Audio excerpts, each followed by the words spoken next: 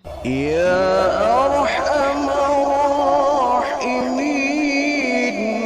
ارحمنا.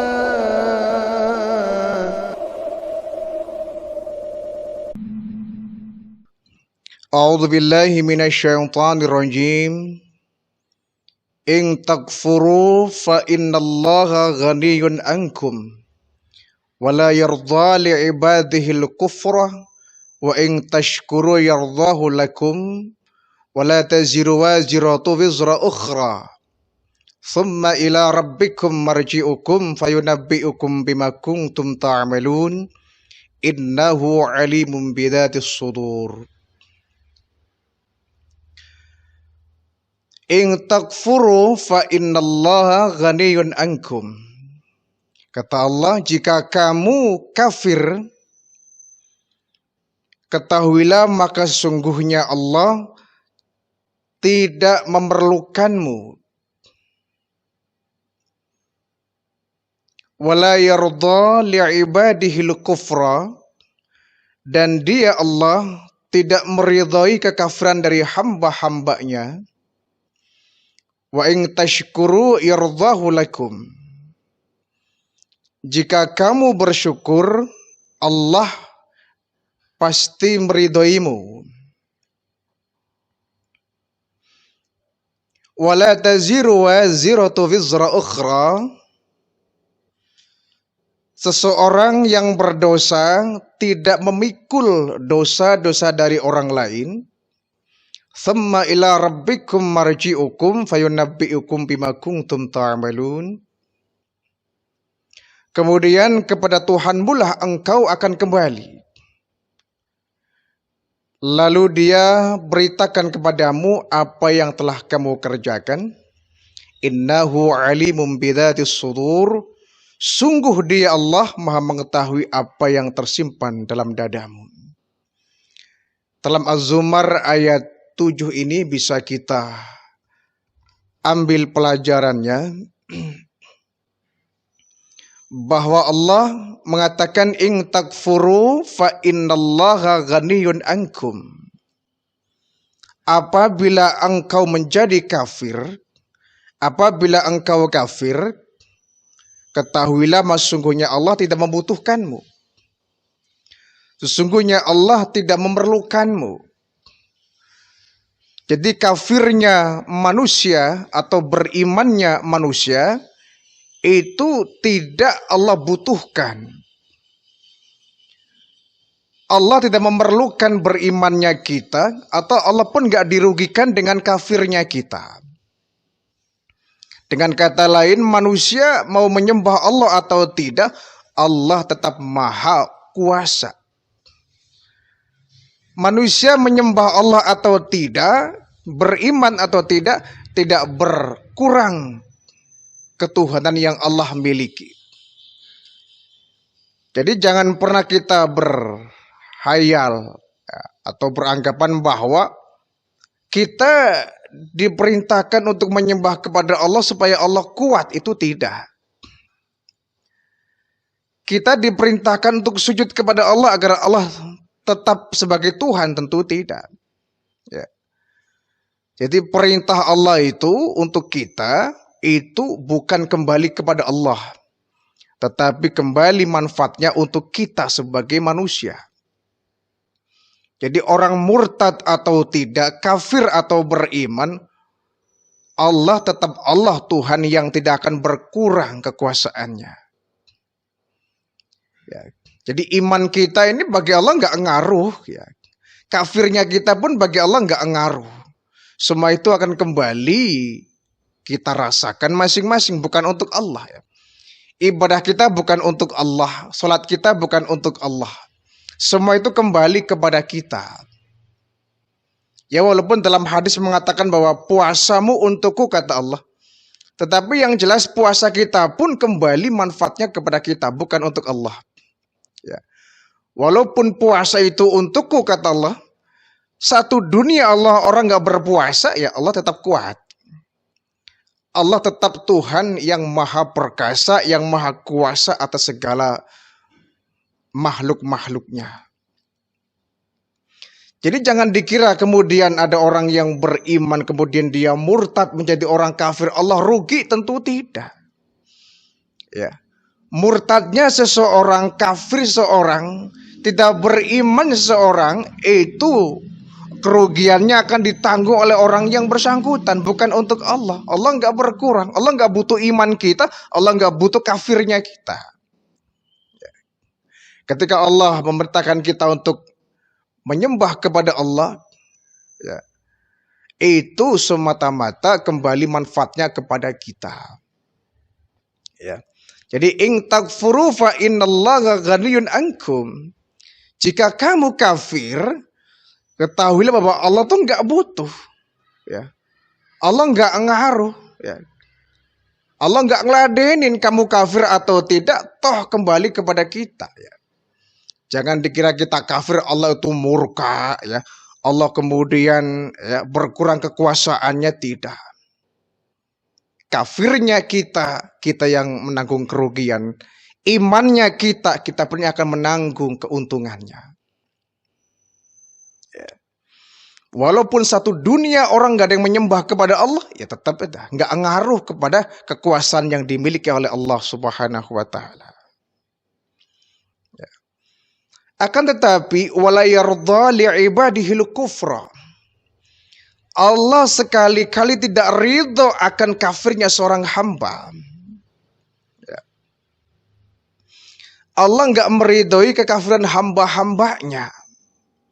Artinya Allah itu enggak menghendaki kita menjadi orang kafir. Walaupun tadi Allah enggak butuh, Allah enggak perlu. Ya. Kafirnya kita Allah enggak akan memerlukan. Tetapi Allah Maha Rahman, Maha Rahim. Ya. Allah tidak mau menyiksa hamba-hambanya di neraka. Makanya Allah tidak menyukai kekafiran seorang hamba. Tidak meridhoi kafirnya hamba-hambanya. Allah ingin manusia sebagai hamba Allah itu beriman kepada Allah dan masuk ke dalam surganya Allah.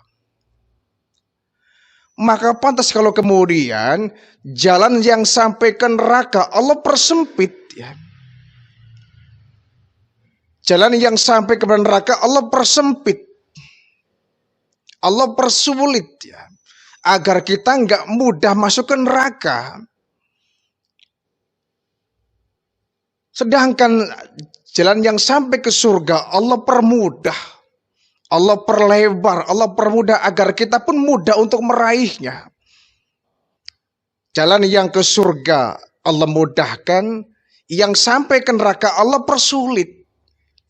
Kalau sudah Allah persulit, jangan kita memaksa untuk menjalaninya, melewatinya. Oh, sudah Allah persulit kok. Kan sangat teramat bodoh kalau ada dua jalan, yang satu enak, yang satu tidak enak, yang satu Allah mudahkan, yang satu Allah persulit. Kita milih yang Allah persulit, itu kan aneh, ya. Judi itu kan jalan ke neraka. Ya kira-kira apakah enak orang main judi? Tidak, ya. Hartanya ludes, uangnya ludes, rumah pun bisa ludes. Allah persulit itu, tetapi orang banyak yang maksa. Meminum minuman keras, homer, arak, itu kan sulit, harus beli. Udah begitu dia mabuk, hilang akal, dia bisa berbuat jahat, dia bisa digebugin orang. Belum lagi ketika dia sudah kecanduan, mabuk, dia akan terus besoknya akan membeli minuman keras lagi. Allah haramkan, Allah persulit. Nah, sebab itu ketika Allah sudah mempersulit, jangan kita memaksakan diri untuk tetap melewati jalan itu. Sementara arah yang menuju ke surga itu begitu mudah. Sholat itu kan mudah. Tidak usah bayar, tidak usah daftar, tinggal datang ke masjid, laksanakan sholat, beres, selesai. Di rumah bisa, di masjid juga, alhamdulillah kalau bisa di masjid. Puasa itu kan mudah, ringan, tanpa bayar. Baca Quran itu kan mudah, ringan, tanpa bayar. Mudah, tidak dipersulit. ataupun zakat, haji, walaupun ini suatu yang mahal, tapi Allah nggak maksa kok. Orang yang nggak punya harta tidak dibebani kewajiban untuk zakat. Orang yang nggak punya materi tidak dibebani kewajiban untuk haji. Allah mau yang ringan-ringan saja. Ya. Sholat itu kan sebagai imaduddin, ya, tiangnya agama. Bahkan sholat merupakan amalan yang pertama akan dihisab. Induk dari semua ibadah itu adalah sholat. Tapi sholat sebagai induk dari ibadah, apakah sulit? Tidak, mudah-mudah saja. Saya nggak bisa bacaan sholat, Pak. Bagaimana, Pak? Mudah kok, tinggal datang ke masjid, berjamaah, selesai. Bacaan ini kau nggak hafal, sujud nggak ngerti bacaannya, ruku nggak ngerti baca, tinggal datang ke masjid, berjamaah, ikuti gerakan imam, selesai. Mudah, tidak ada yang sulit. Ya.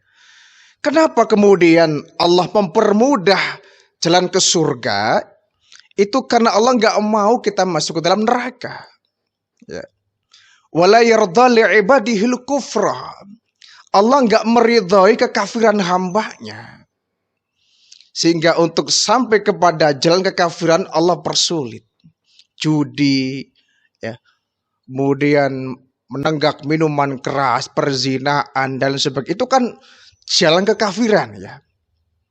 Jalan yang menuju kekafiran, ya. Allah persempit, ya. Allah bikin sulit agar kita nggak mengerjakan. Kenapa? Agar kita dipermudah untuk masuk ke dalam surganya Allah. Namun apa yang terjadi? Ya. Sudah Allah persulit, persempit, tapi banyak orang yang memaksakan diri masuk dan melewati jalan itu. Ya sudah. Ya.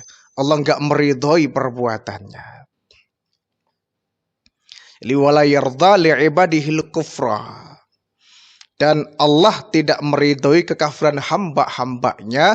Allah Maha Pengasih Penyayang. Dia ingin hamba-hambanya, semua kita yang beriman, jangan sampai ada yang tergelincir masuk ke dalam nerakanya Allah. Wa in tashkuru yardahu lakum. Jika kamu bersyukur, maka Dia Allah meridhoi kesyukuranmu itu.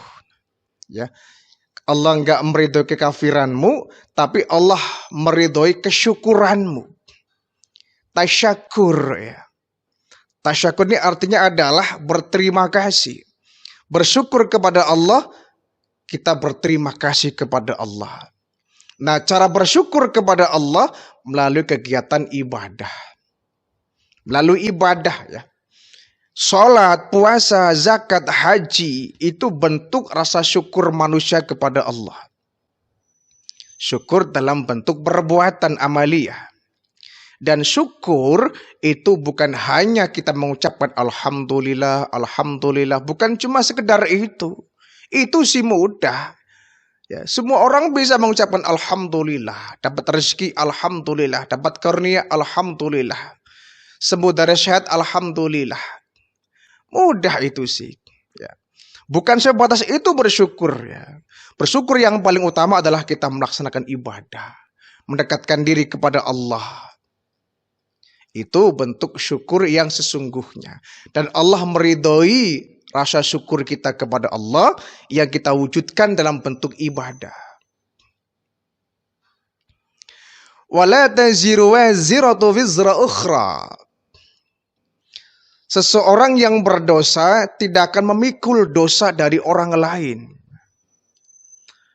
Nanti kita di hari kiamat di padang mahsyar, kita akan memikul tanggung jawab diri kita masing-masing.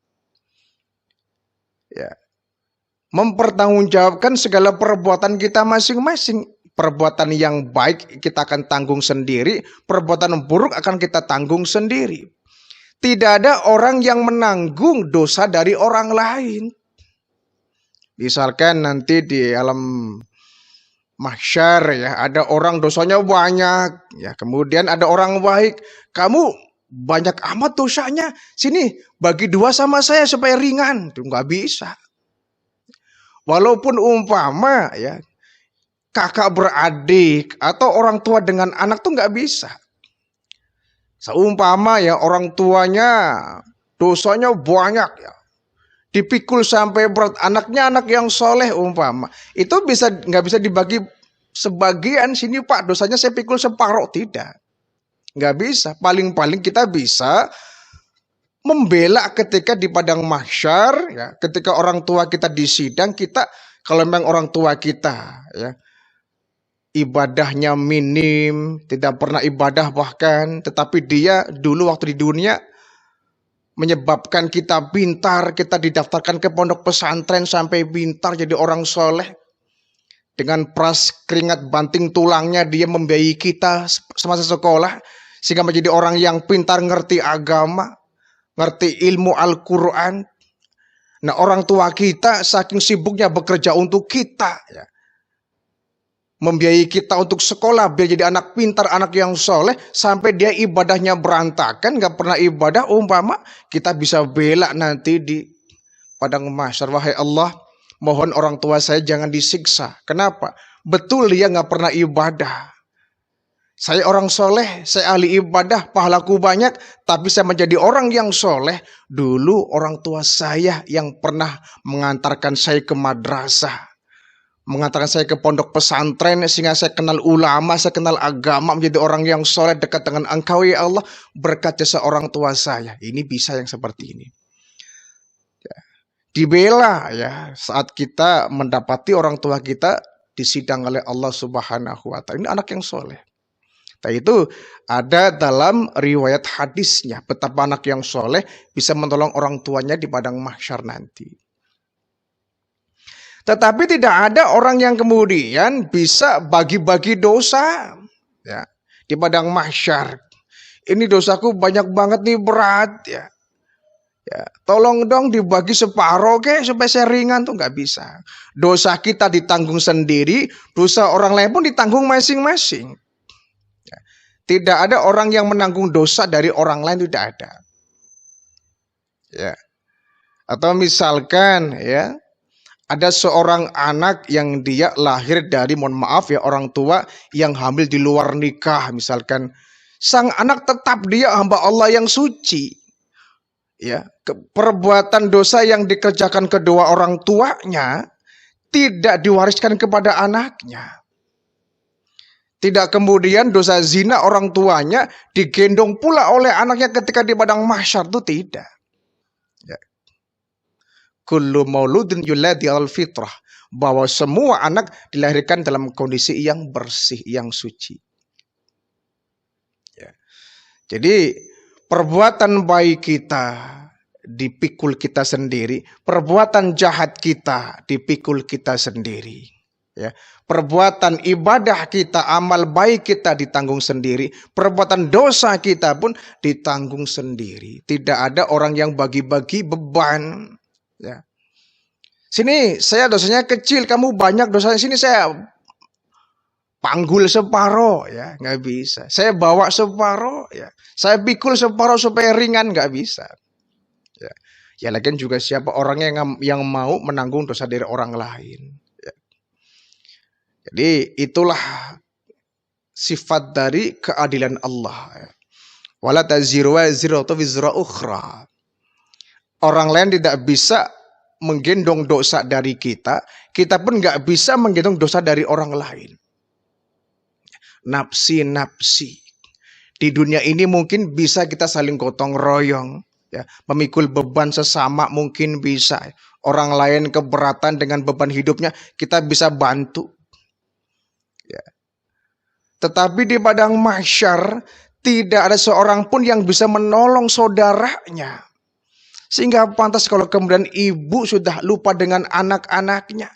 Seorang bapak nggak sanggup lagi menolong keluarganya. Seorang guru sudah nggak sanggup menolong murid-muridnya. Seorang pimpinan pondok pesantren, ya, pemimpin pondok pesantren nggak akan sanggup menolong santri-santrinya. Jangankan kita, para nabi, para rasul pun mereka nggak akan sanggup. Hanya baginda Rasulullah yang memiliki hak, ya, untuk memberikan syafaat kepada manusia ketika itu. Datang orang menemui Nabi Adam, wahai Adam, antal ababal baisyar, wahai Adam, engkau adalah bapak manusia, tolong kami sedang disidang oleh Allah, kami banyak dosa, tolong kami. Nabi Adam angkat tangan, maaf saya juga nggak bisa. Coba kamu datang ke Nabi Nuh, ya. Mereka datang ke Nabi Nuh, wahai Nuh, tolong kami, Anda kan Nabi, Anda kan Rasul, tolong kami banyak dosanya, mohon kiranya agar Allah memberikan dispensasi. Nabi Nuh angkat tangan, maaf saya juga punya dosa. Datang ke Nabi Ibrahim, wahai Nabi Ibrahim, tolong kami kelompok orang-orang yang berdosa. Sebentar lagi kami akan disidang oleh Allah, tolong kami wahai Ibrahim. Nabi Ibrahim angkat tangan, maaf Tuhan saya juga nggak bisa. Itu Nabi, itu Rasul, manusia pilihan nggak bisa memberikan pertolongan kepada sesamanya. Apalagi kita yang levelnya bukan Nabi, bukan Rasul. Biarpun kita seorang bapak, ya, tidak akan bisa kita menolong anak-anak kita nanti di padang mahsyar. Hanya amal kita masing-masing yang bisa menolong diri kita masing-masing.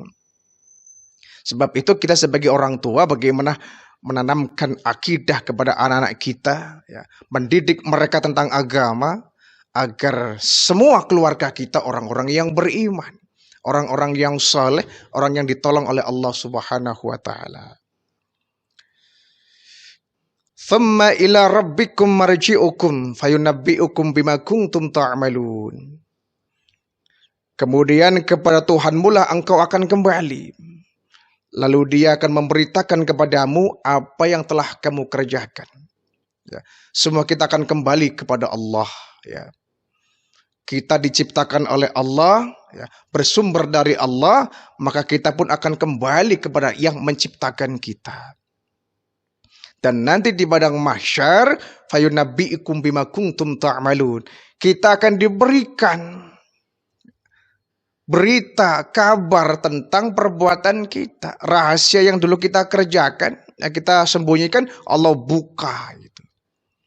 Allah bebeker, inilah kamu selama hidup berbuat ini, berbuat ini, berbuat ini. Allah sampaikan semua.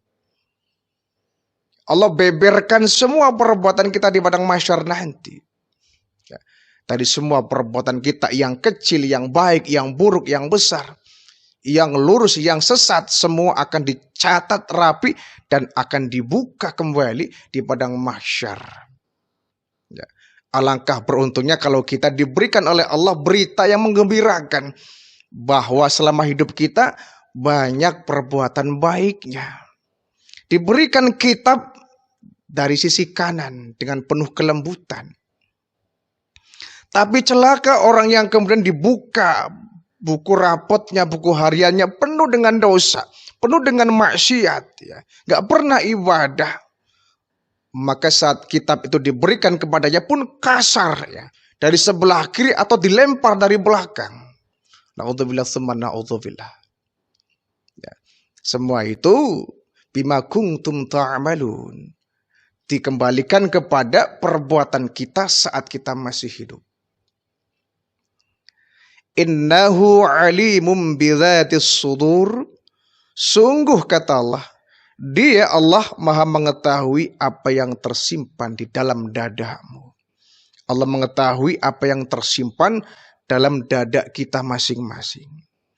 Rahasia jiwa kita, rahasia yang tersimpan dalam dada kita, Allah tahu. Ya. Apa yang terdetik dalam hati kita, Allah tahu.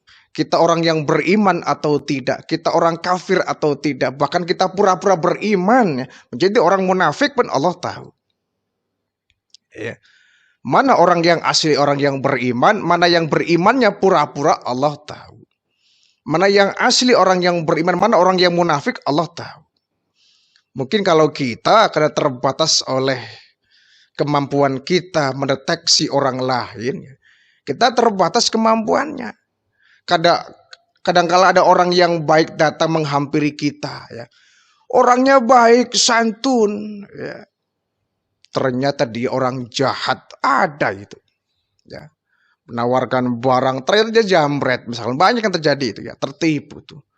Kita nggak tahu dia orangnya baik, orangnya santun, ya kulitnya. Orangnya baik kok, ucapannya tuh lembut. Iya kulitnya, dalamnya kita nggak tahu. Ya. Tapi Allah tahu ya, mana orang yang baik kulitnya saja, mana orang yang dalamnya baik, kulitnya baik itu tadi. Mana yang asli orang yang beriman, mana yang berpura-pura beriman, Allah tahu. Tidak ada sejengkal pun kita bisa menutupi diri dari pengawasan Allah Subhanahu wa taala.